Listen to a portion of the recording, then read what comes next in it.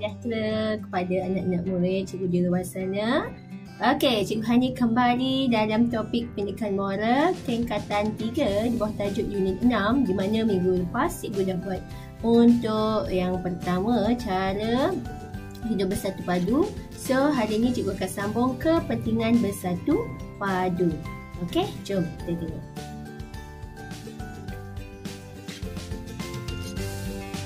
Baiklah, di bawah unit 6 di mana tajuknya bersatu padu menjana kesejahteraan. Okey, hari ini cikgu akan bincangkan berkaitan dengan kepentingan amalan hidup bersatu padu dalam kepelbagaian agama, bangsa, budaya dan bahasa. Okey, so diharapkan anak-anak murid sekalian sudah menonton video yang sebelumnya di mana cikgu sudah membincangkan berkaitan dengan cara hidup bersatu padu Okey.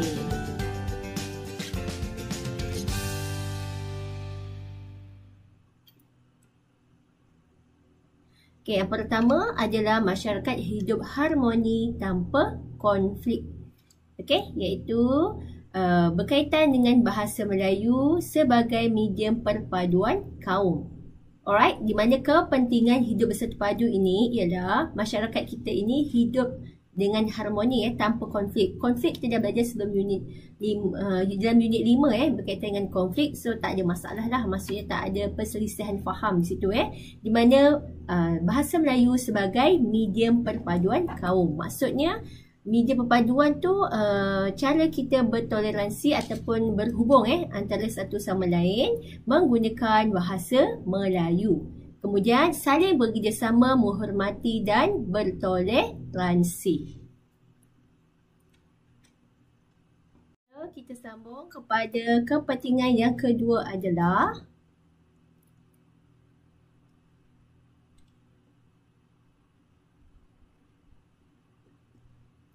mengukuhkan ekonomi negara. Maksudnya untuk membangunkan ekonomi negara kita, kita perlukan kepentingan bersepadu bersatu padu iaitu supaya kita boleh menarik pelabur asing, maksud pelancong daripada luar, pelabur daripada luar, meningkatkan ekonomi negara kita menambahkan pendapatan negara, and then mewujudkan peluang pekerjaan kepada rakyat negara kita. And then yang ketiga, peningkatan taraf hidup. Makin lama hidup kita semakin baik Seterusnya, kepentingan hidup bersatu padu yang ketiga adalah menarik ramai pelancong ke Malaysia. Ramai visitors datang untuk visit Malaysia. Sebab apa? Sebab pelbagai budaya dan tradisi seperti yang anda semua maklum, di negara kita Malaysia ada pelbagai bangsa pelbagai budaya, pelbagai tradisi adat, and then pelbagai makanan tradisional dan perayaan. Kalau contohnya dalam hari raya puasa, makanan kita ada ketupat, ada lemang, ada rendang, right? And then pelbagai rumah ibadat. Rumah ibadat ini kalau orang Islam masjid, kalau agama Hindu kuil, agama Buddha rumah agama Buddha lah, kalau agama Kristian gereja. Right? Ini seperti contohlah gambarnya. Kemudian kepentingan yang keempat adalah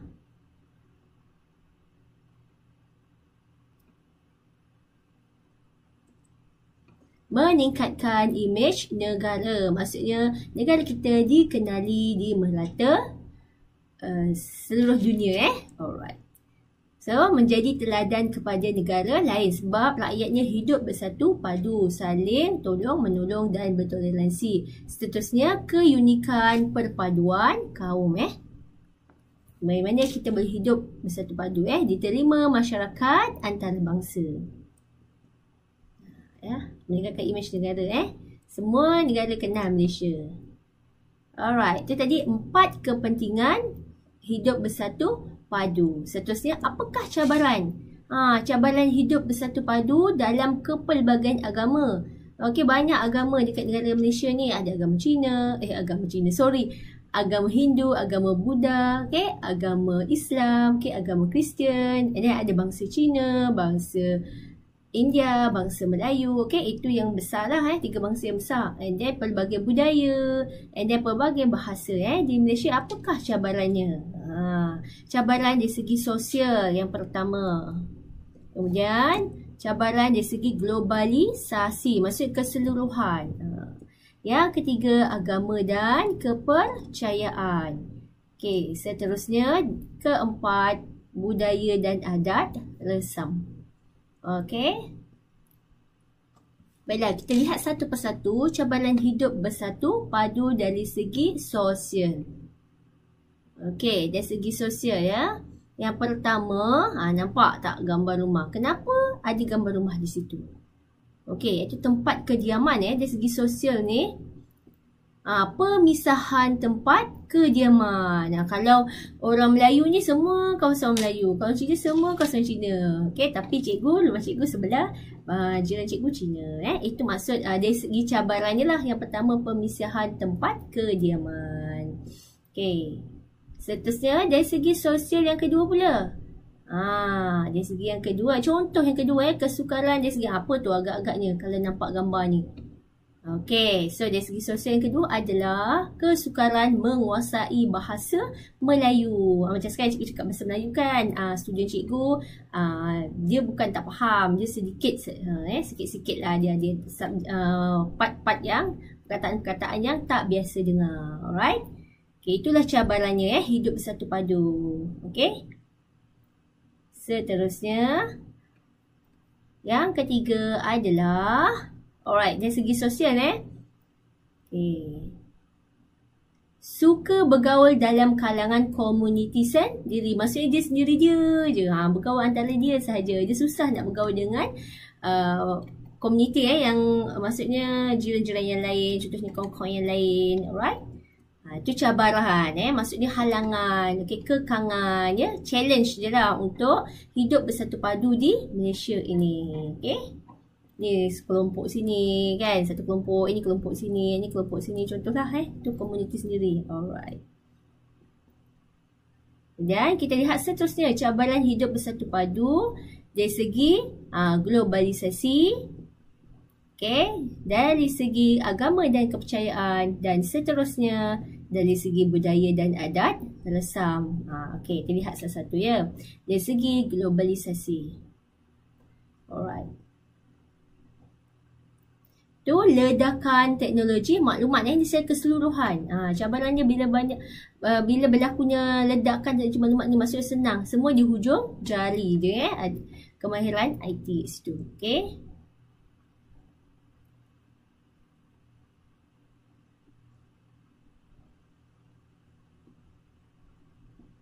Yang kedua, penyebaran maklumat palsu. Okey, sekarang ni kan bila IT terlampau maju kan, so adalah yang menyebarkan maklumat yang palsu tak betul. Okey, sesuai cabaran yang seterusnya adalah masih di bawah globalisasi, iaitu isu konflik perkauman. Okey, dihebohkan. Misalnya sedikit dia masalah tak puas hati antara kaum, contohnya kaum Cina dengan kaum Melayu, contohnya kaum India dengan kaum Melayu, contohnya kaum India dengan kaum Cina. Isunya sikit saja tapi dibesar-besarkan. Itulah cabarannya. Okey. So kita stop racism. Alright. Okey, itu dari segi globalisasi. Okey, sekarang kita pergi pada agama dan kepercayaan. Okey, dari segi agama dan kepercayaan pula bagaimana? Alright. Nampak ni Religious Freedom Restoration Act agama dan kepercayaan. Okey, kita sensitivity keagamaan dan kepercayaan. So kita kena peka. Kalau agama Islam dia boleh buat macam ni. Kalau agama Buddha macam ni. Jadi kita menghormati antara satu sama lain. Ni bila terlampau agama terlampau ekstrim lah ya. So tak elok lah macam tu. Okey, seterusnya kita pergi kepada budaya dan adat resam. Okey, budaya dan adat rasam ni apa? Budaya Melayu macam mana? Adat orang Melayu macam mana? Adat orang Cina. So, kita kurang faham budaya lain. Okey, contohnya kalau musim perayaan kan. Kalau musim perayaan Aidilfitri ni malam-malam, okey, budak-budak kecil kanak-kanak dia suka main bunga api kan, main mercun, tapi kena ikut masa, janganlah di tengah malam, okey, menghormati jiran-jiran. Alright? Okey, seterusnya terpengaruh dengan budaya luar yang tak biasa dengan budaya kita. Okey, itu adalah cabaran hidup bersatu padu. Seterusnya kurang memahami pantang larang kaum lain. Kita kena hormatlah, kena faham. Okey, kalau kaum Melayu ni macam mana? Okey, India tu macam mana? Kita hormat. Alright. Okey, tu contoh yang gambar ni adalah semasa perayaan Aidilfitri dan juga perayaan Tahun Baharu Cina. So, kita hormat budaya dan adat resam masing-masing. Okey, so kita pergi kepada latihan. Okey, so kat sini cikgu ada bagi dua latihan iaitu contoh dua latihan cadangkan tindakan yang wajar dilakukan berdasarkan situasi diberi. Okey, so kita lihat yang pertama. Okey, latihan contoh yang pertama macam ni. Anda melihat jiran baru anda sedang mengangkat barang-barang daripada lori. Mereka baru sahaja berpindah di sebelah rumah anda. So, apakah tindakan kita? Agak-agaknya macam mana kita nampak jiran baru kan?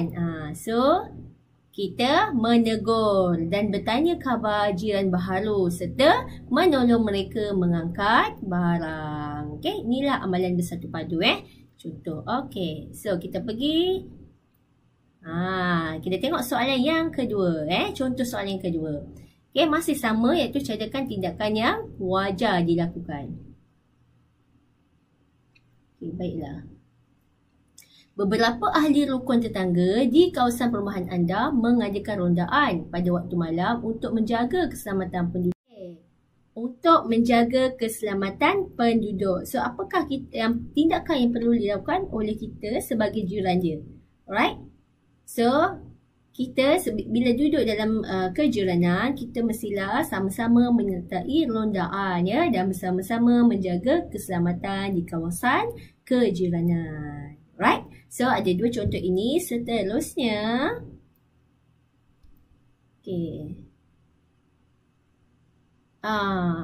Dah habis dah pun perkongsian cikgu pada hari ini. So, terima kasih jika anda suka dengan perbincangan dan perkongsian cikgu berkaitan topik kepentingan bersatu padu dalam unit 6 ini.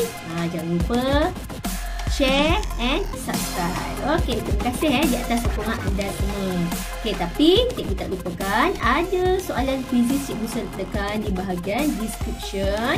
Okey, sebagai pentaksiran bilik jajah untuk kelas kita pada hari ini So, nanti kamu tekan link ini di bahagian description dan kamu jawab soalan kuisnya. Okey, semoga perkongsian cikgu pada hari ini bermanfaat kepada anda semua. Okey, selamat berjumpa lagi di kelas moral yang akan datang. Okey, terima kasih semua. Stay safe. Okey, patuhi SOP. Jaga diri baik-baik. Okey, bye.